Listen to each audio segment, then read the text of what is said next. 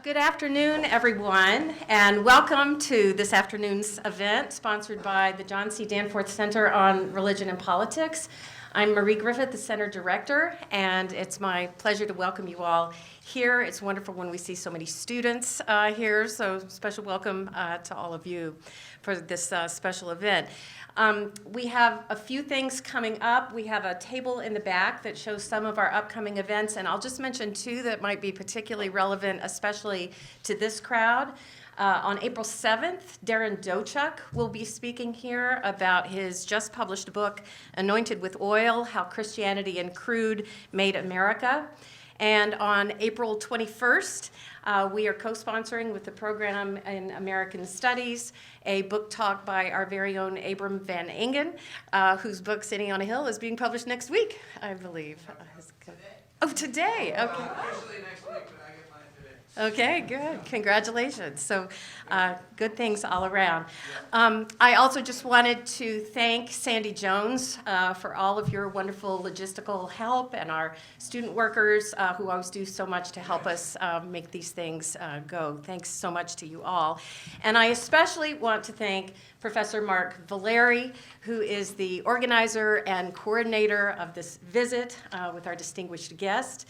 I'm really grateful to you, Mark, and I'm going to turn things over to Mark, who is the Reverend Priscilla Wood Neves Distinguished Professor of Religion and Politics.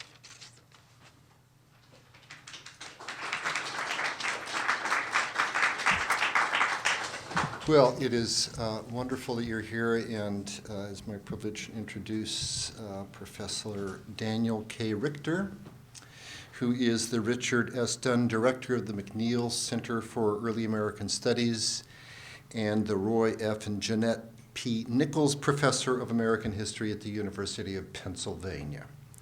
A scholar of colonial North America and Native American history, he is the author of Before the Revolution, America's Ancient Pasts, which was named by the Wall Street Journal as one of the best 10 nonfiction books of 2011. And the author of the magisterial and influential book that begins with his experience of looking out of a hotel window at the St. Louis Arch in the Mississippi. The book is titled Facing East from Indian Country, A Native History of Early America, which was a finalist for the Pulitzer Prize and winner of the Louis Gottschalk Prize. He's also the author of The Ordeal of the Longhouse, The Peoples of the Iroquois League in the Era of European Civilization, which also won several prizes. Richter writes, prizes are won. And he is currently working on a project concerning English colonization during the Restoration era, a book tentatively titled The Lord's Proprietors, Feudal Dreams in Early America. The co-editor of several other books and of the University of Pennsylvania Press series in early American studies, Professor Richter has shaped the field of early American studies, and particularly Native American history, in remarkable ways. He is not only a distinguished scholar, but also a beloved mentor and advisor to younger historians. So I am pleased to call him my colleague and my friend. So would you now welcome with me Professor Dan Richter as he speaks with us on liberty of conscience as a tool of empire, England and its restoration colonies.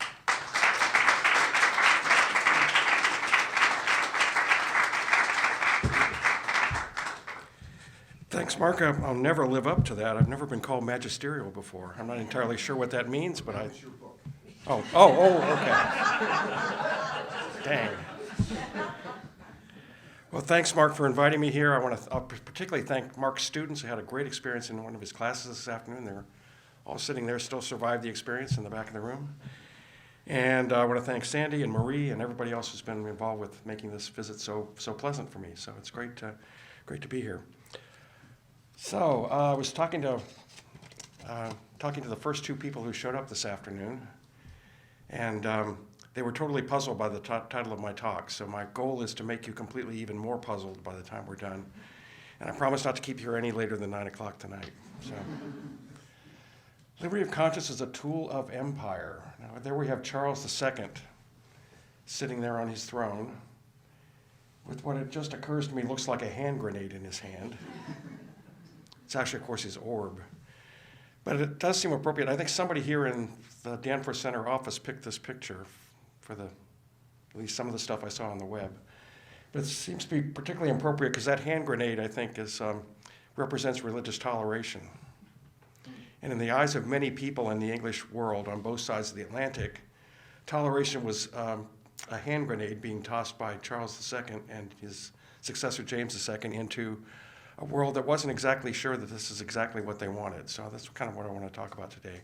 But particularly to focus on the term liberty of conscience, which was used far more often in this period than the later term toleration. So I want to start with some definitions, but it also seems to me appropriate since we've got Charles sitting up there with his hand grenade orb, to remember that in the 17th century, a lot of people still thought that the word liberties was not something inherent in human beings, but something dispensed by monarchs and dispensed by God. The City of London was a chartered corporation, and they described what was allowed in that charter as the liberties of the people. So I want to begin by saying there's nothing natural in the 17th century about the word that liberty is the state in which people are supposed to live. They're usually given liberties to do certain things. And usually that word is pluralized, liberties, things you're allowed to do, right?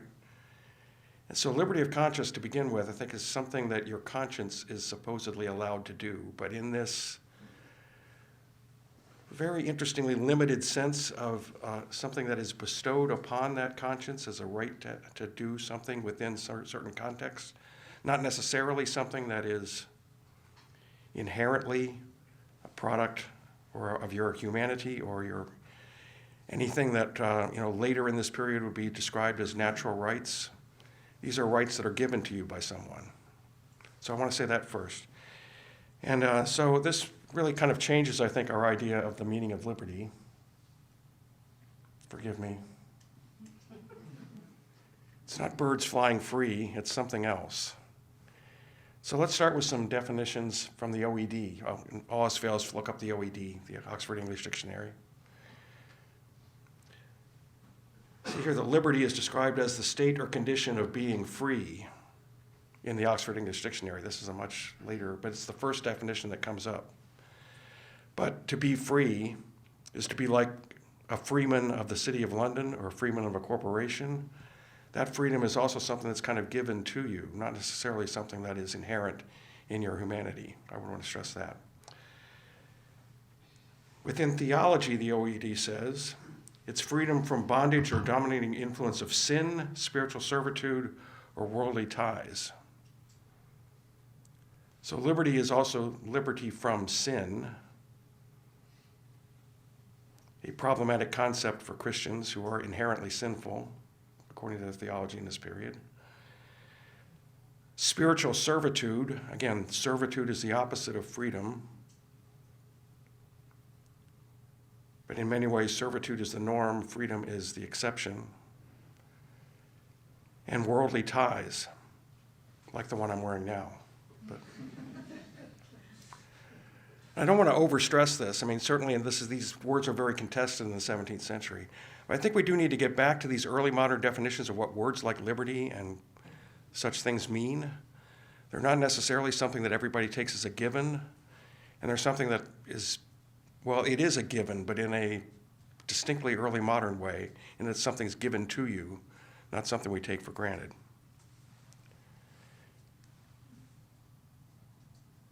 Liberty of conscience, according to the OED, is the freedom to follow one's own beliefs in matter of religion and morality, especially when regarded as a right. Okay, but who gives you the right, and what does that mean? So, I want to spend more time talking about this, and probably this is going to be a kind of Tristram Shandy-like talk. I understand there's a lot of 18th century literature people here. It'll all be about how we get to this thing, not actually how we. It's all the backstory, not the core thing. Well, liberty of conscience, of course, for Protestants is an absolutely crucial doctrine. And both Luther and Calvin wrote about this at great length.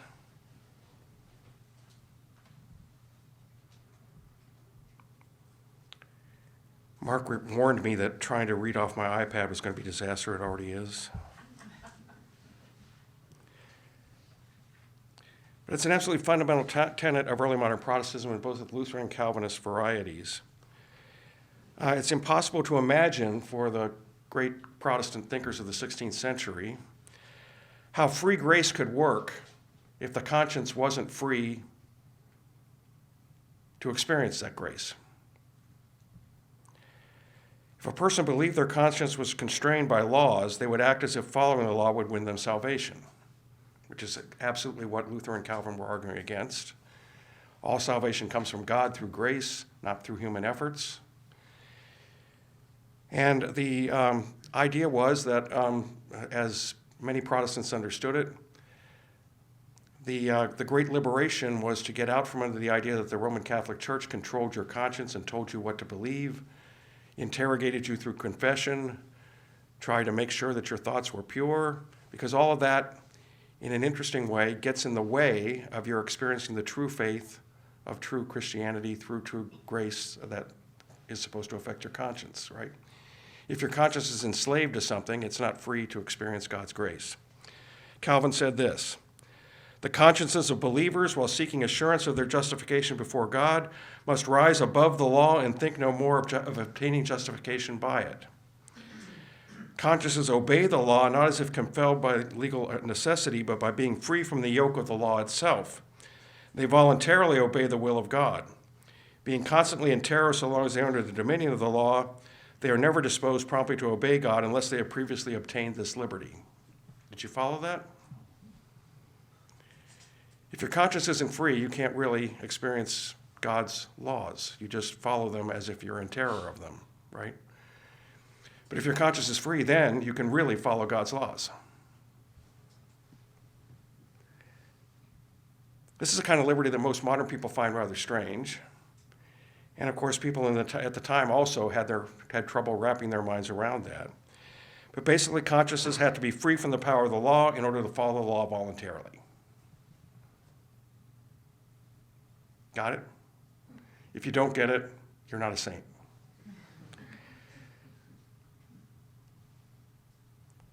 So again, on one hand, the problem is that the papists, that label, that nasty label for people who are Roman Catholic, who not just Roman Catholic, but who were slaves of the Pope, who enslaved their consciences, okay? That's one kind of problem. But the other problem for Protestants goes in another direction entirely. As Calvin himself put it in the Institutes,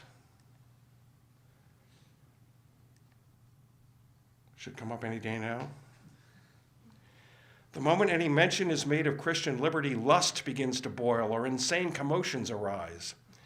If speedy restraint is not laid on those licentious spirits by whom the best things are perverted into the worst. For they either under pretext of this liberty shake off all obedience to God and break out into unbridled licentiousness, or they feel indignant thinking that all choice, order, and restraint are abolished." So this is the great fear.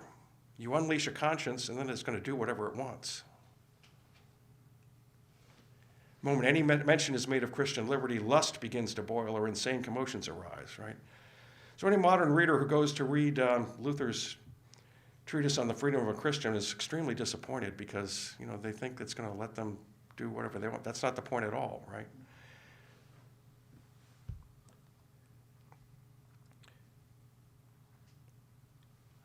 Calvin goes on to say, if, as we have said, if the subject be not understood, neither Christ nor the truth of the gospel nor the inward peace of the soul is properly known. Our endeavor must rather be, while not suppressing this very necessary part of doctrine, to obviate the absurd objections to which it usually gives rise. People must not be allowed to believe whatever they want. Freedom leads to truth. If it leads to error, it's somehow not really freedom at all. You're all following us? I see a couple of heads nodding, right? And Calvin again says, "Hence in Scripture, holy kings are especially praised for restoring the worship of God when corrupted or overthrown, or for taking care that religion flourished under them in purity and safety. On the other hand, the sacred history sets down anarchy among the vices when it states that there was no king in Israel, and therefore everyone did as he pleased. This, says Calvin, rebukes the folly of those who would neglect the care of divine things and devote themselves merely to the administration of justice among men, as if God had appointed rulers in his own name to decide earthly controversies and admitted what was far greater moment, his own pure worship as prescribed by the law. So the point is, again, not to allow people to do whatever they want or think whatever they want, but to allow them to have the liberty to experience truth.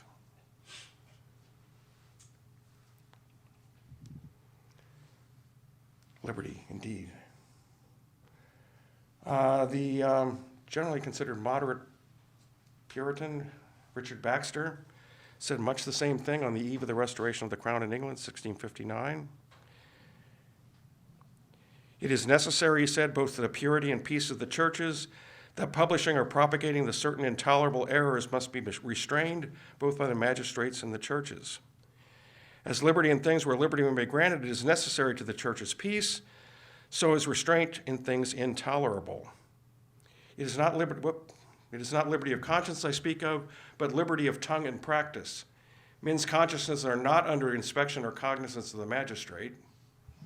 In other words, your conscience is free.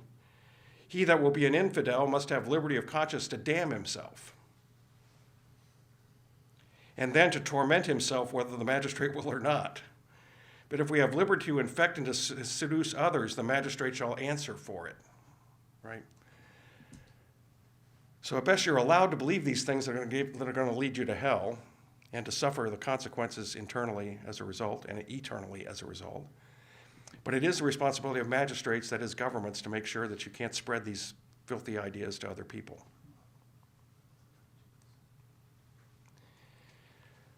So at best, let approved or tolerated ministers that have an instrument of approbation or toleration have leave to allow of private meetings subordinate to the public, so they may be well regulated by laws. Get that? At best, you can tolerate some people who are officially sanctioned to be ministers, who don't exactly preach the orthodox line. But this is always subordinate to the public, so that it can be well regulated by laws. If any admittedly private assemblies are permitted, then you're getting into problems here. It's vain to limit toleration, for all will be tolerated. And then it will be impossible to restrain heresy, infidelity, or impiety. Yea, people may meet to plot against the magistrate, the governor, who can discover or hinder them. To force them to keep their doors open is some remedy. You hear this a lot in the 17th century. Okay, you can have your private meetings, but keep the doors open so people can see what you're doing. But then he says, but it's a poor remedy because they can do it at such times as none will trouble them. And what honest man will be with them anyway on the Lord's day, in the time of public worship, or in the night unseasonably, right? So just this danger, liberty of conscience just can't be allowed to get out of this little tiny box it's in.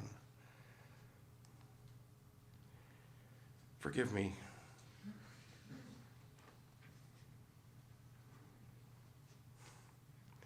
They keep trying to put it back in a cage, right? The bird is never allowed to fly free. And alas, that's the case, I think, throughout the period we're talking about today for most people in authority, and even for most people who see the people who talk about liberty of conscience from positions of power as being something that's going to actually enslave their consciousness. We'll get back to that in a minute.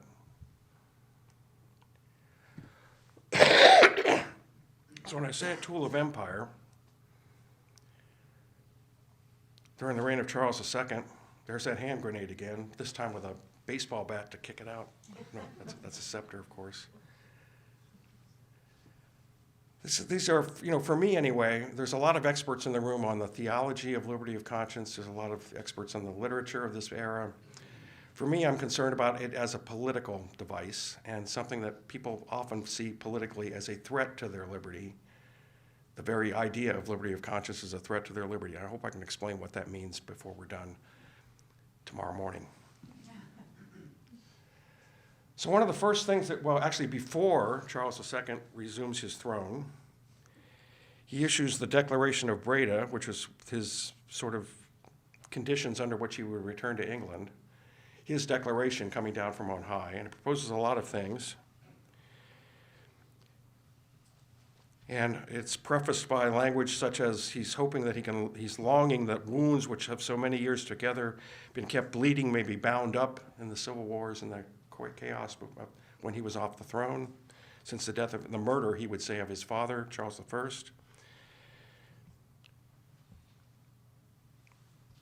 But he says in particular in the Declaration of Breda,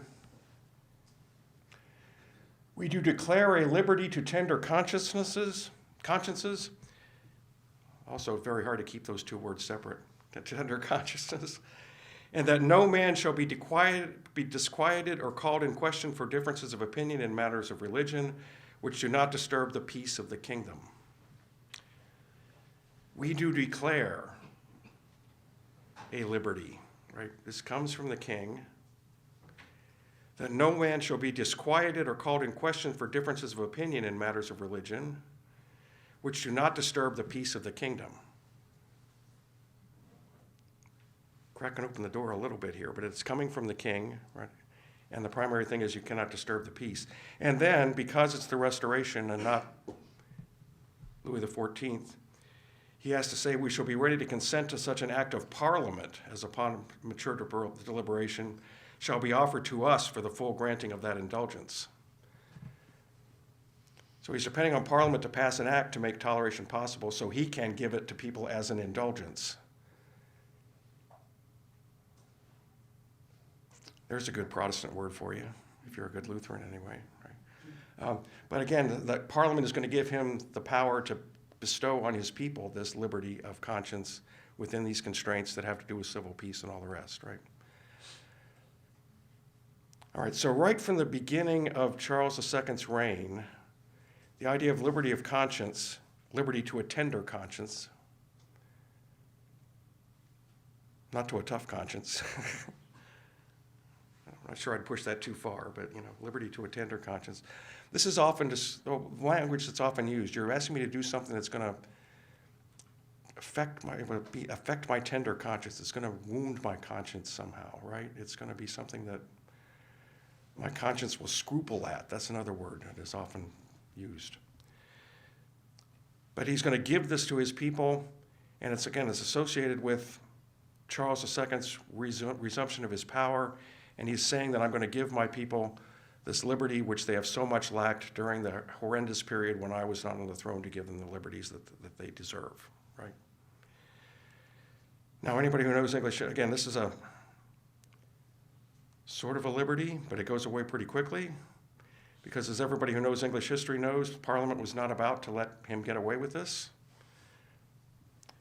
The group that's usually described by historians as Anglican Royalists, composed of people who have been deprived of their livings and their liberties and their power to be things like lords and bishops and manorial lords in the countryside, resist this idea of the Declaration of religious liberty, of liberty of conscience from the king, in multiple ways.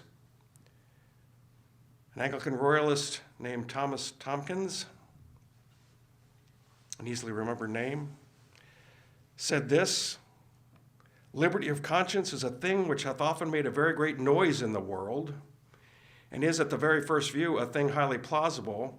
But although it looks hugely pretty in the notions, yet it was always found strangely wild and unmanageable whenever it came to be handled by experience.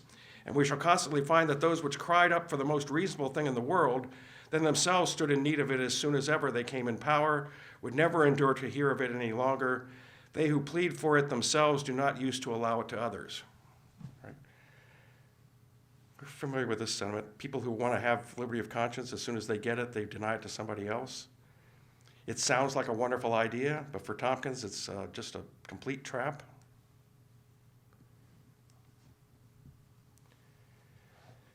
Now, liberty of conscience is either absolute and universal or limited and restrained. If absolute and if universal and absolute, it layeth us open to all the folly and frenzy imaginable and all those damned heresies which the Scripture calls damnable, and is a public invitation to all sorts of strong delusions and the believing of lies. Right? Once you open the door to liberty of conscience, who knows what's going to come out? But it's going to be bad. It's going to be really bad. It's bad. It's going to be really bad. It's going to be as bad as that stuff that happened during the Civil Wars and during the usurper Cromwell's reign of terror.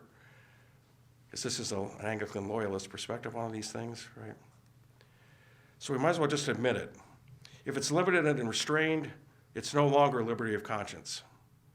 There's really only two things. It can be completely free, or it's going to be limited and restrained. If it is limited and restrained, then it's no longer liberty of conscience.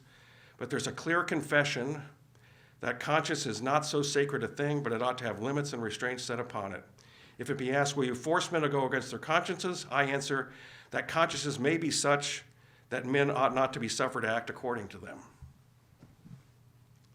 Some people's consciences just can't be allowed to guide their behavior. We just can't tolerate. So basically what Tompkins is saying, there's two possibilities. One is liberty of conscience, and that leads to any kind of anarchy and disorder.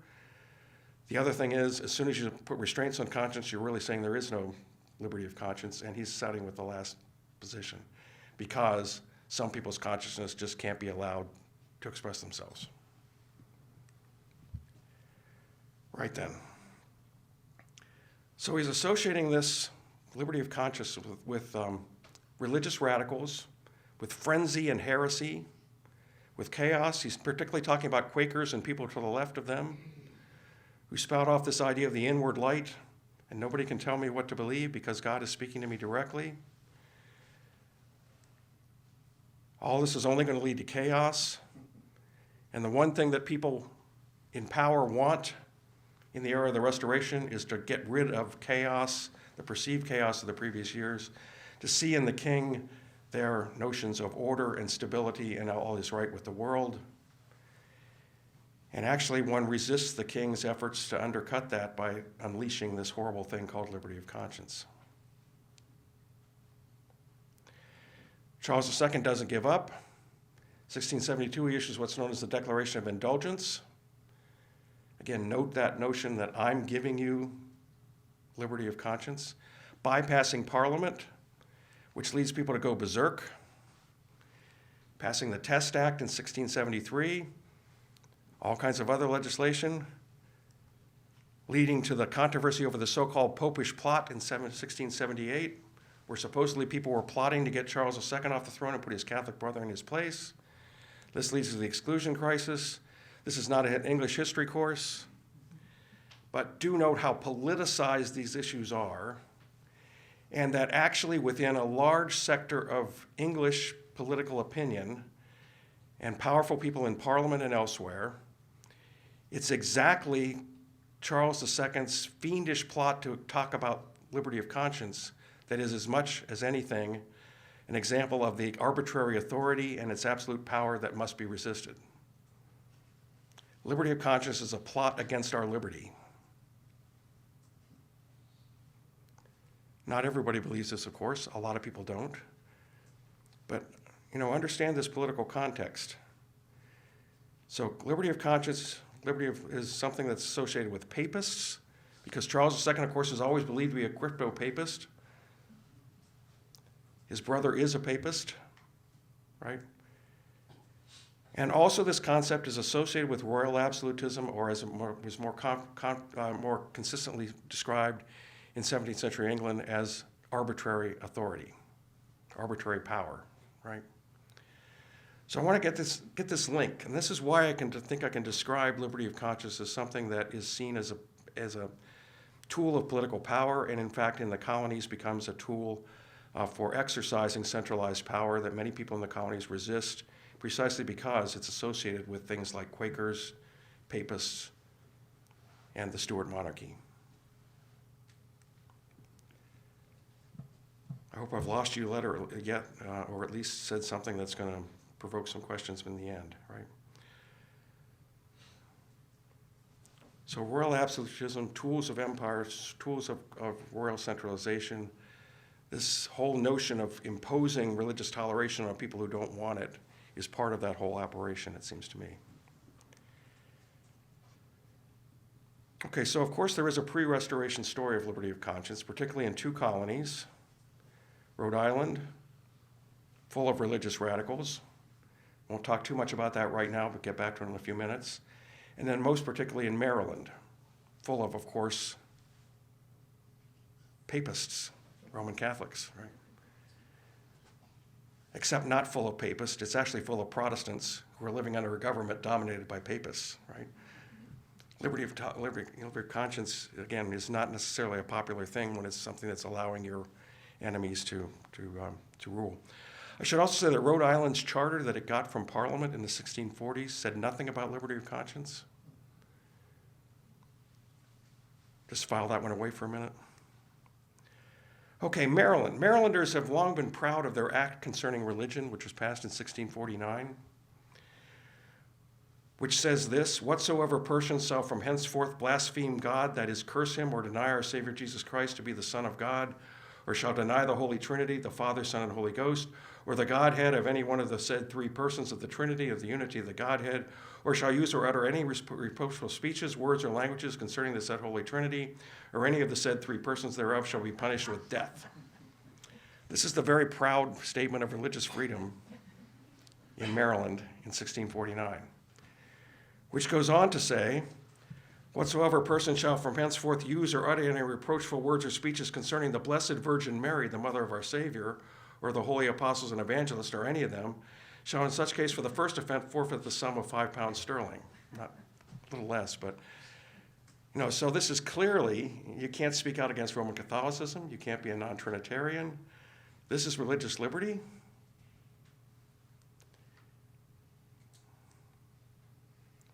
It does, by the way, go on to say that every person and persons that shall presume contrary to this act and the true intent and meaning thereof, directly or indirectly, either in person or estate, willfully or wrongly disturb, trouble, or molest any person whatsoever within the province professing to believe in Jesus Christ, for or in respect of his or her religion, or the free exercise thereof within this province, other than is provided for in this act, that such person or persons so offending shall be compelled to pay treble damages to the party so wronged. Right? This is the religious liberty part. You're not supposed to say anything nasty about somebody's religion. And then the civil penalty is whatever damage I've caused to you, I have to pay 3 times that back. This is liberty of conscience in Maryland. Okay, this is liberty of conscience from on high, dispensed by Lord Baltimore, I should say, and stress, right, to his people in Maryland. But with this very strange idea, not strange at all in the 17th century, that the whole point is to protect Trinitarian religion and protect people from saying nasty things about central elements of Catholic belief. Not popular. 1655, a book was published in London called Babylon's Fall in Maryland, a fair warning to Lord Baltimore, a relation of an assault made by divers patients. It goes on and on, right? And this articulates exactly why this kind of religious toleration is so objectionable to good English people. Leonard Strong, speaking on behalf of a lot of people in Maryland, at least he said he was speaking for them, says that first off, this whole notion of religious liberty in Maryland, the act of concerning religion and its related activities, depends on taking an oath of loyalty to Lord Baltimore, as in fact, English people took an oath to the king that included other things, among other things, the oath of supremacy and all these kinds of things that declare a certain religious loyalty to the king. This oath was urged upon this people soon after their coming up, which if they did not take, they must have no land or no abiding in the province. This oath was very scrupulously looked upon. So if you don't take an oath of loyalty to Lord Baltimore, which involves embracing his views on religion, religious toleration, you can't have land, you can't even live in the province, and this is scrupulously offending my tender conscience to have to obey this. First, in regard it bonds to acknowledge and be subject to a royal jurisdiction and absolute dominion of the Lord Baltimore. This was thought far too high for him, being a subject to exact upon such terms, and too much unsuitable to the present liberty which God has given English subjects from arbitrary and popish government, as the Lord Baltimore's government doth plainly appear to be. Note this is 1655. England has not had, well, it has had a king in many people's ideas, but it's not being ruled by King Charles for 6 years, right? So this monarchical assertion of authority, but it's that notion that is embedded in everything I've been talking about. Liberty of conscience is dispensed from on high and gets turned into something that is a tool of arbitrary and popish government, not something that's truly meant to liberate people. Secondly, it was exceedingly scrupled on another account, namely that the people of Maryland must swear to uphold that government and those officers who are sworn to countenance and uphold the Antichrist, in plain words, the Roman Catholic religion, and for those people to own such as by an oath, whom in their hearts could by no means close with what could be accounted for but collusion.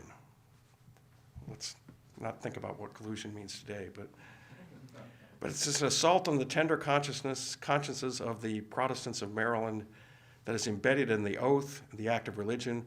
And when Cromwell's troops come out to subordinate Maryland a year or two later, after this controversy erupts in print in England, they repass the act for religion by taking out the Catholic parts and actually saying you must deny the legitimacy of the Roman Catholic Church. All that's replaced at the Restoration by the original oath and the original formulation. But again, the history of these ideas during the 1640s, 50s, and early 60s is one that, again, many people, now I'm not arguing that there weren't genuine folks in Rhode Island, in lots of other places, and later in Quaker New Jersey and Quaker Pennsylvania, who were developing a genuine sense of liberty of conscience that came up from below. But I do want to stress this other thing, that this sense that liberty of conscience is something imposed by arbitrary authority, associated on the one hand with papists and papist slavery, and on the other hand with utter chaos. And you can keep those two ideas in your head at once. It's both papism and chaos, but whatever it is, it's a bad thing. And you can understand that a lot of people perhaps find this a kind of tool of government authority that they are bound by their scrupulous consciences to resist. So, back to the Restoration. Rhode Island gets a new charter in this period, 1663. Our royal will and pleasure is that no person within the said colony of Rhode Island at any time hereafter shall be anywise molested, punished, disquieted, or called into question for any differences in opinion in matter of religion, and do not actually disturb the civil peace of our said colony, but that all and every person and persons may from time to time and at all times hereafter fully have and enjoy his and their own judgments and consciences in matters of religious concernments. Right? This is exactly the language of the Declaration of Breda, right? It is our royal will and pleasure. It's not necessarily their inherent right. And remember that giving a charter to Rhode Island is also a slap in the face to Massachusetts Bay and other colonies who have long referred to Rhode Island as Rogues Island, the cesspool of New England, all those kind of things, where all those heretics and those nasty people go and make nice with the Indians. But in any event, this is one of the ways I hope you're getting an inkling of this as an instrument of royal power. You know, that he's cultivating in Rhode Island this group of people who their neighbors see as everything that is wrong with royal authority and everything that's wrong with, again, where did all those Quakers in Rhode Island come from? Being chased out of other colonies. Everybody's been chased out of another colony. Rhode Island, Rogues Island, the cesspool of New England, is exactly the epitome of that kind of chaos that Baxter and others have been arguing against for a long time.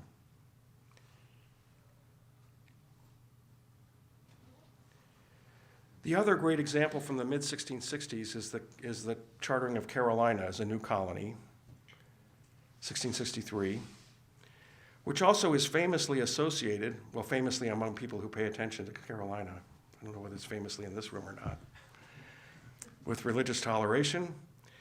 So in the charter for Carolina, which was given to these 8 courtiers, great supporters of Charles II, note the language. Because it may happen that some of the people inhabitants of the said province cannot in their private opinions conform to the public exercise of religion according to the liturgy, form and ceremonies of the Church of England, or take and subscribe to oaths and articles made and established on their behalf, and blah, blah, blah, blah. And we hope that there will be no breach of uniformity established in this nation.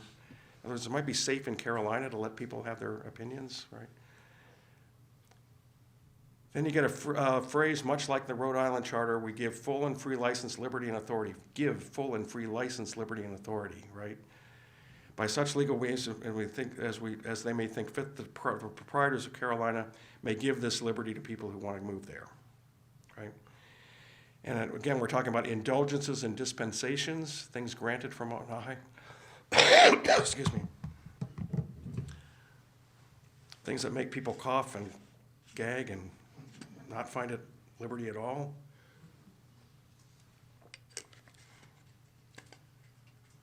You can do this from such times and places and with such limitations and restrictions as the proprietors of Carolina shall in their discretion think fit and reasonable. So think fit and reasonable.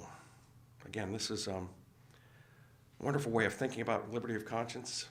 It's whatever the proprietors think is fit and reasonable within these kind of constrained ways of thinking, right? Now, a document that I've become far too fond of, the Fundamental Constitutions of Carolina, the wackiest, most impractical scheme of government that was ever devised by humankind, has this to say about liberty of conscience. Since the natives of the place who will be concerned in our plantation are utterly strangers to Christianity, whose idolatry, ignorance, and mistake gives us no right to expel or use them ill. If anybody know anything about Carolina, that's not exactly what happened to the native population of that territory. It gives us no right to expel or use them ill, and those who remove from other parts to plant there will unavoidably be of different opinions concerning matters of religion, the liberty whereof they will expect to have allowed them and will not be reasonable for us to keep them out. So the civil peace may be maintained so that all men may be duly and faithfully observed, and also that Jews, heathens, and other dissenters from the purity of Christian religion may not be scared and kept at a distance, but by having an opportunity of acquainting themselves with the truth and reasonableness of Christian doctrines and the peacefulness and inoffensiveness of its professors, may by good usage and persuasion and all these convincing methods of gentleness and meekness, suitable to the rules and design of the gospel, be won over to embrace and unfeignedly receive the truth. So you let the Indians, actually they go on to say that you should let the enslaved Africans also enjoy this liberty of conscience, really as a means partly of keeping civil peace, but mostly to try to get everybody to appreciate the truth, which of course is also in a very different register what Quakers would say about places like West Jersey and Pennsylvania a bit later on. Now, what else does it say in practice? Any 7 people who want to form a church can form a church. They're really fond of the number 7 in the fundamental constitutions. They have to give it a name, though. You can't just be 7 guys. The terms of admission and communion shall be written in a book and subscribed to by the members of the said church. You got to write it all down. And that'll be filed with the public registrar.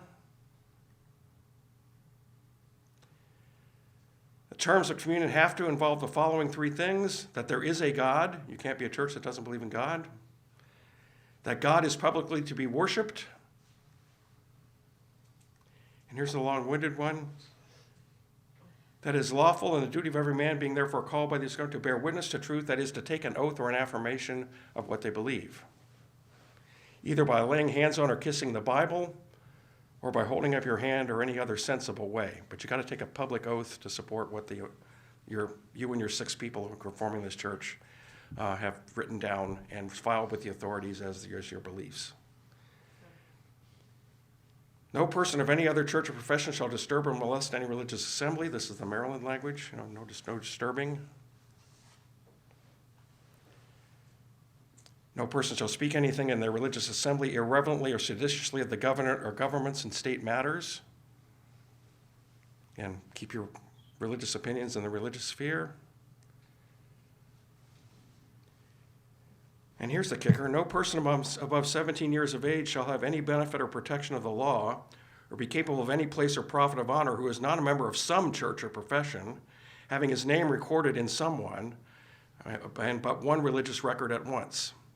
So you have no civil rights if you don't belong, you and your 6 guys don't belong to an officially sanctioned church that has a name, that has its names written down in a book for the public officials to know. And somewhere buried in this is also the idea you got to keep the doors open, right? So people can know what's going on. Assemblies upon what pretense soever of religion not observing and performing the above said rules shall not be esteemed as churches, but unlawful meetings and be punished as other riots. Liberty of conscience. This is what it practically meant in much of the English world in the 1660s and 70s. So there's that heart of conscience in a cage, right? All right, just to bring this to an end, I did say it was going to be all Tristram Shandy.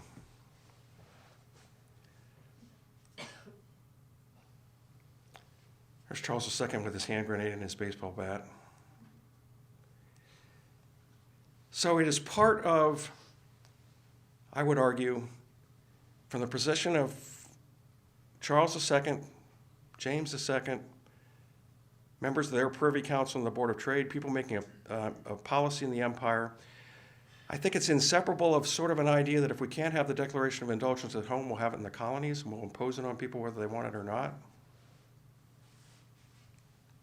Expansion of royal power. It's also seen as a tool of encouraging immigration. We saw this in the Carolina thing, and it's used in a number of other places to encourage people to come there because they will have liberty of conscience because it's going to be given to them by the royal government in that place.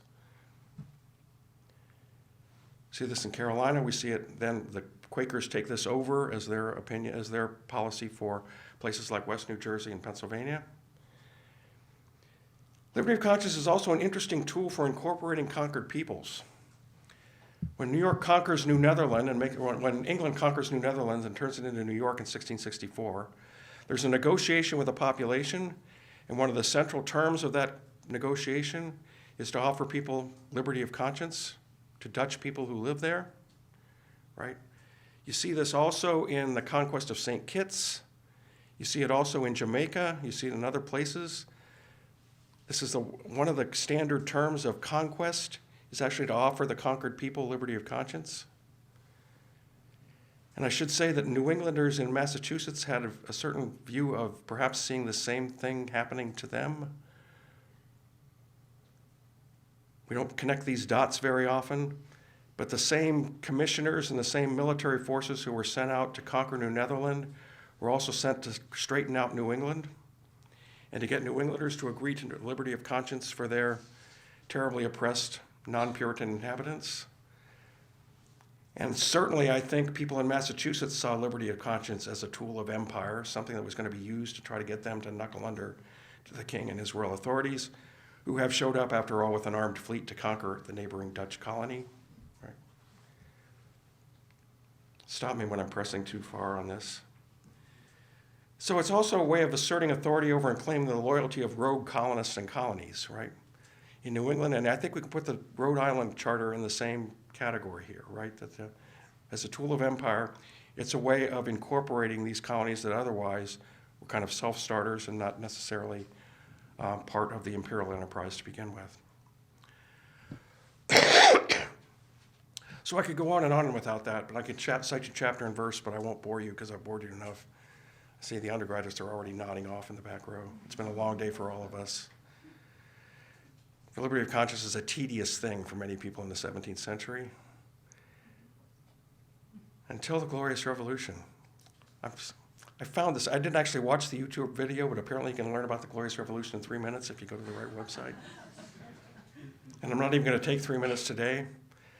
But somehow or other, through some magical thing that I don't clearly yet understand, and I'm not sure any of us do, all this got transformed by the Glorious Revolutions of 1688, 1689. In English memory anyway, as people are nodding there, shaking their heads against me here. But remember, there's glorious revolutions not only in the British Isles, but in Massachusetts, in New York, and in Maryland. In every case, there's a heavy dose of anti-popery involved here. In fact, they're actually rebelling against James II regime precisely because of its religious policies.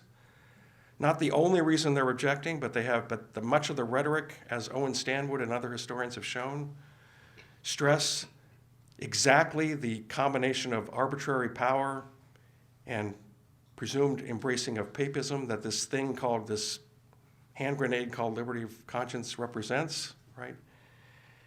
And yet somehow out of this, at least in historical memory by a generation or two later, when people start referring to the Glorious Revolution as the late Happy Revolution,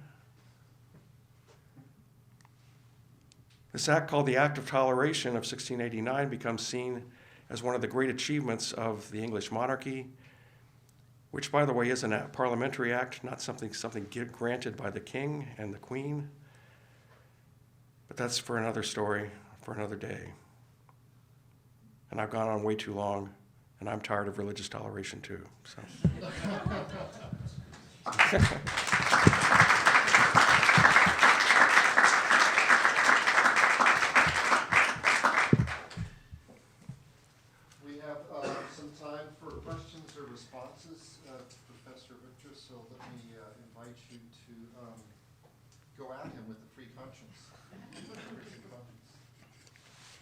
Yeah, one of the real experts is now going to tell me how wrong I am. Thanks for this, and thanks especially for the point about 3/4 of the way through where you acknowledge that there might be a genuine under Yeah. kind of rising from below sense of this, because I think one of the pieces of toleration in this period is that the word tender and the liberty of tender conscience is harkening back to the Pauline version of Right. toleration, in which you are looking out for those who are less knowledgeable. And so I think you're right on one hand to say it's a force down because there's an element of that in the Pauline model, but also that there can be a kind of bubbling up from below Right. with that. But my question is on the difference between toleration and comprehension. What you're describing to me sounds a lot more like comprehension in the words of the Restoration world, where we're trying to create a large enough tent that we can invite as many people in there as kind of will abide by our rules, take our acts and our oaths. And toleration, at least for a while, is very much the second option, where you're creating different groups that Right. actually are going to coexist in some way. So I wondered where comprehension versus toleration fits in the question, especially the question of empire, where you're sort of creating comprehension Right. when you're creating empire. And so I wondered if you could distinguish between those two. Yeah, thanks a lot for that. And it's something I need to think about a lot more. But yeah, comprehension is,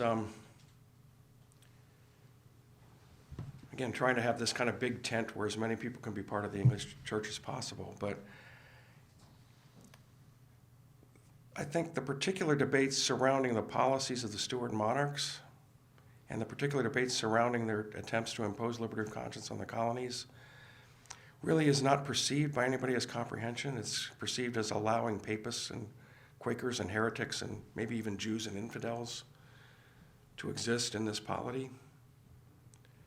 So I think it's operating at a different register, I think. But everybody is working within these definitions of liberty of conscience, which are vastly changing. And thank you for reminding me that I didn't remind myself, you guys, enough, that I don't believe there weren't people who really were struggling for liberty of conscience. Just trying to highlight this way in which it's also a tool of politics and is a matter of political assertions of political power.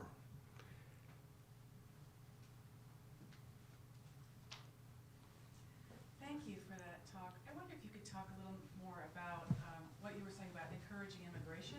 I'm curious about whether you see that more as a way to depopulate England itself, in the face of overpopulation, or is it more about actually getting rid of some undesirable religious types who could have more toleration outside England itself? I think it's part of that. Also, this is a period when they're not so much talking as they did under King Charles I, that England is overpopulated, there are too many people, all this.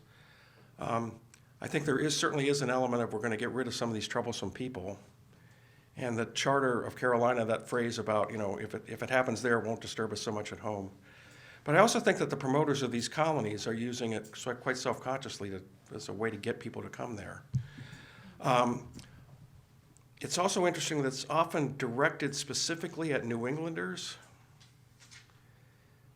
James, Duke of York's governor in the 1660s issues this proclamation that says, "Come here, we have religious toleration."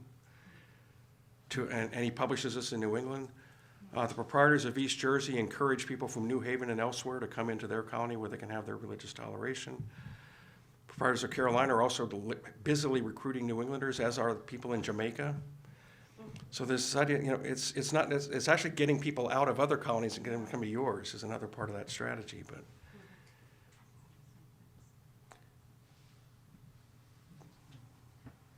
does this have anything to say to the 21st century America? well, as a historian, I'm always hesitant to make any direct links. But You're free to do it. but my conscience is constrained and my conscience is tender. And no, I do think that Calvin and Baxter and all these other guys were onto something And they said that as soon as, that the danger of all this is that as soon as you get the state involved with trying to define who gets liberty of conscience and who doesn't, what it means, that's a dangerous thing, right? And at the same time, if you just completely throw up your hands and say anybody can do whatever they want, that's a dangerous thing as well. And maybe that's a lesson that we need to return to in some kind of 21st century way that we don't do often enough. We're not going to turn back the clock to the 16th or 17th century. God, I hope not. But, this constant dilemma between liberty in the religious realm and the authority that involves people trying to push the idea of religious liberty on other people in ways they don't agree with, certainly I think resonates today.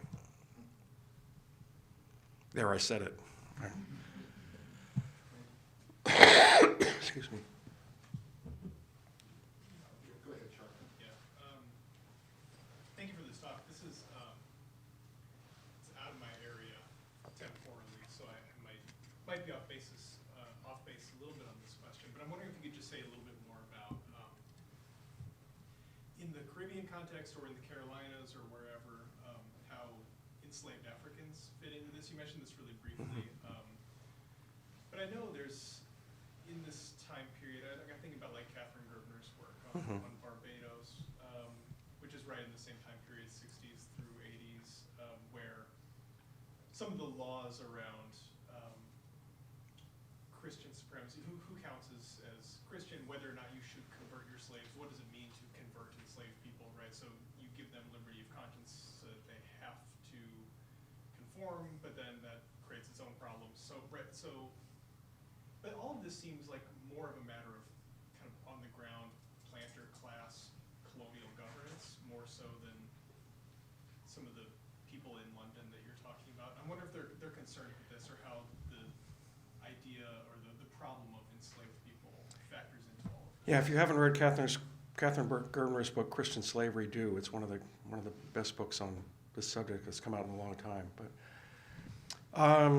yeah, I think it reflects in microcosm the same set of issues, because the precise fact that in Barbados and Jamaica and elsewhere, Quakers and Moravians are releasing dangerous ideas about Christianizing enslaved African people is precisely what makes religious toleration such a dangerous idea. And ultimately, we've got to get those Moravians and Quakers out of here. And that's what chaos means in that context, right? I would argue anyway.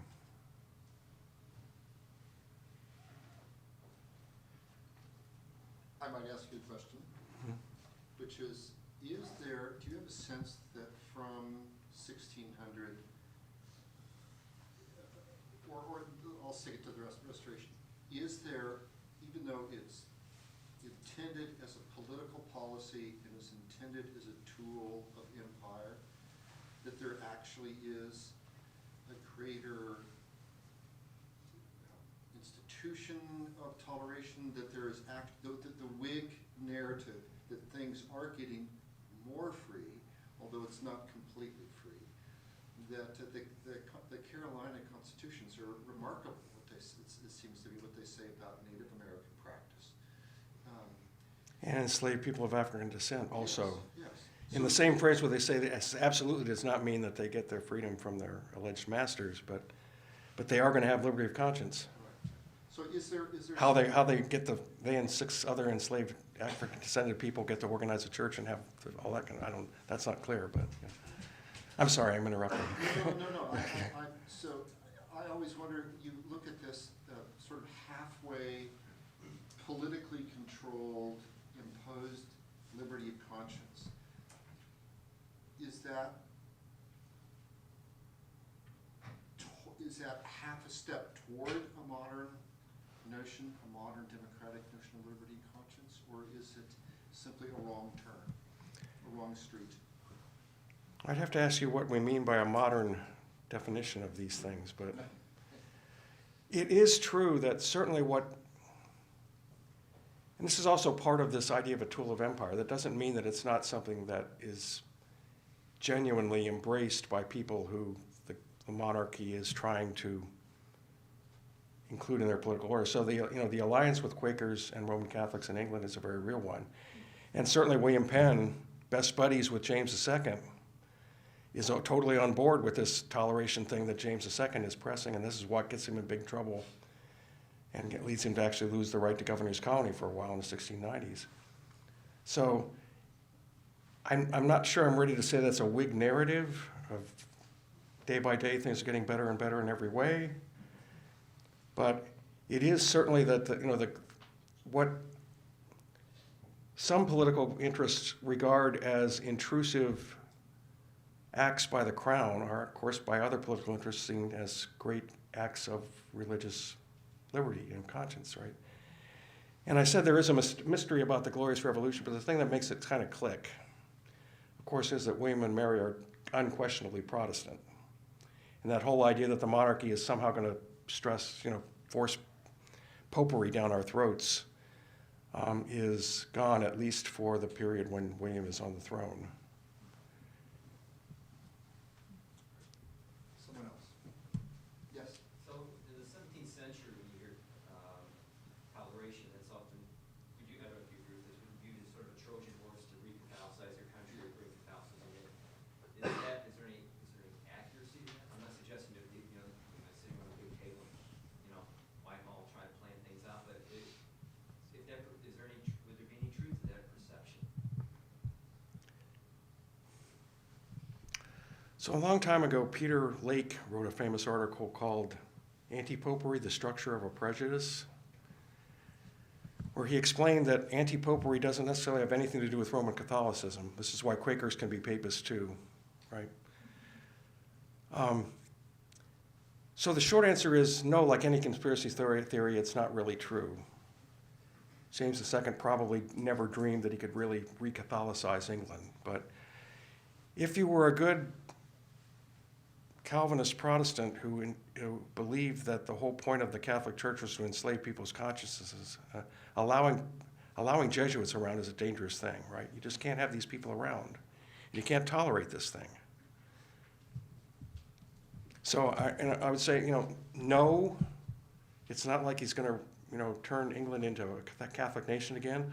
Although certainly all the legends of Bloody Mary and the horrible times under Queen Mary back in the 16th century get re-invoked.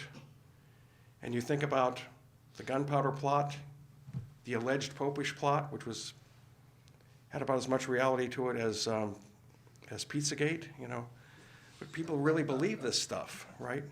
And it's a great way of mobilizing political opinion around your enemies who you proclaim to be those who are going to reintroduce papism to liberty-loving English subjects whose kings should not be doing these kind of things.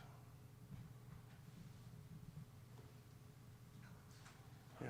Then just as a curiosity, and then there's probably a question I'm struggling to articulate. But so I wonder if there's no truth to the conspiracy, as this. Well, there's always this much truth to a conspiracy.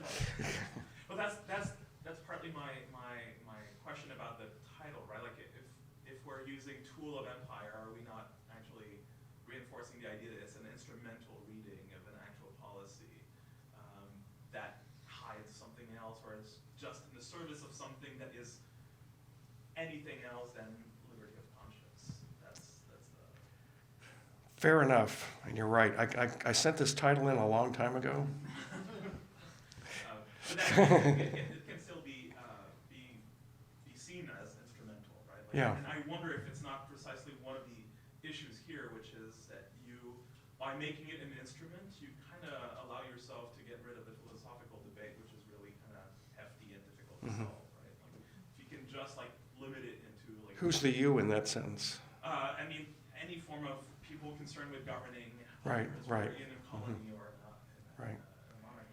Yeah, I think it's a lot, and I really, if I ever publish this, which I may not, I will really rethink that term tool. But my effort was to try to get at the political element of this and how it is wrapped up with royal centralization in many ways. It's wrapped up with the relationship between people at the imperial center and people in the colonies. And tool may not be the best way to talk about it, but. And the other comment or question I'm trying to too. I wonder if, I'd be curious to see if, is this a way to silence through noise, right? If in the Carolinas you get like a lot of people talking about this in smaller and smaller groups and more irrelevant little groups, is that not a way like you could just talk about whatever, right? It's not important. It's no longer that relevant. It's not, it shouldn't be that high stakes. And so therefore, we're gonna track what you're saying or who's saying it, but the content of it is. I don't have any, I'm still working through the Carolina story. This is one of many black holes at the middle of my project on proprietary colonies. But, you know, first off, everybody in Carolina immediately rejects the fundamental constitutions, and they're rewritten and they're rejected every time. They're never actually passed by the legislature. Again, one of the peculiarities of proprietary regimes in the Restoration era is that the people at the top are supposed to be giving people things, but they got to get the agreement of the people that they're being given these things, right? And that's something else to really ponder, you know. We still have the idea that liberties have to be given to you, but somehow you got to agree that they're going to be given to you.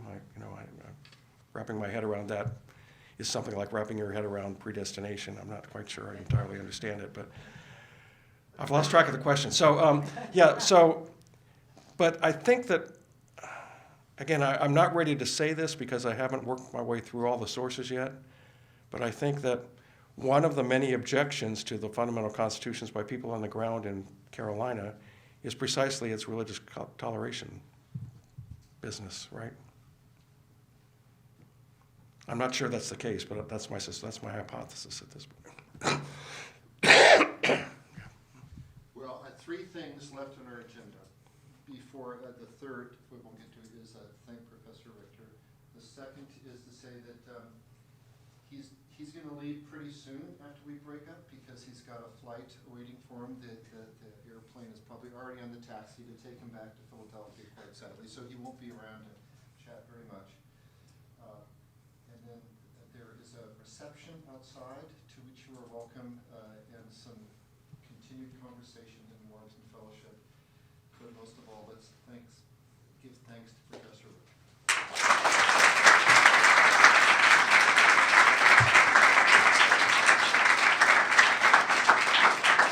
Thank you for coming out. Again, thanks to the undergraduates who gave me a great class this afternoon.